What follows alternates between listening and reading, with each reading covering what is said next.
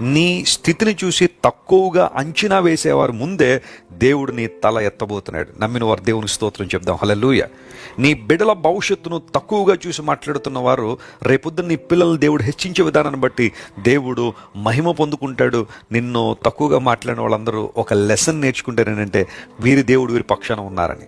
కేవలం నేను భౌతిక సంబంధమైన ఆశీర్వాదాల గురించి మాట్లాడడంలా, స్పిరిచువల్గా నీ కుటుంబం ఎదిగే విధానం, ఆత్మలో మీరందరూ బలపడే విధానాన్ని చూసి కూడా చాలామంది స్ఫూర్తిని పొందుతారు. వారి సంఖ్య కొద్దిగా ఉన్నప్పుడు, అది కూడా వారు పరదేశములో పరవాసులుగా ఉన్నప్పుడు కొలవబడిన స్వాస్థ్యంగా కనాన్ని ఇస్తాను దేవుడు వాగ్దానం చేశాడు. ఈరోజు దేవుడు నీకు ఇవ్వబోతున్న ఆశీర్వాదాలను ఆయన ఆల్రెడీ కొలిచేశాడు. Praise the lord.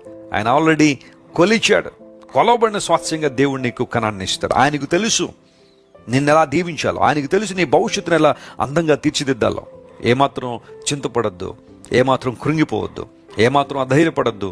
నీ దేవుడు నీ ఆశీర్వాదాన్ని ఆల్రెడీ కొలిచేశాడు. ఆయన ఏ ఒక్కరు ఆశీర్వాదం దొంగిలించలేరు. కొన్నిసార్లు చూస్తున్నప్పుడు అందరికీ దీవెనలు వచ్చేస్తున్నాయండి, అందరికీ ఆశీర్వాదాలు వచ్చేస్తున్నాయండి, అందరూ బాగుపడిపోతున్నారండి, నేను ఎలాగే ఉండిపోయానండి. నేను ఒక మాట చెప్పినప్పుడు, దేవుని బిడ్డ, నీ ఆశీర్వాదం నీదే, నీకు కొలవబడిన స్వాస్థ్యం నీదే. దేవుడు దాన్ని మరెవరికి ఇవ్వడు. ఈ విషయాన్ని గుర్తుపెట్టుకో. నీ పట్ల దేవునికి ఉన్న ప్రణాళిక అంత గొప్పది.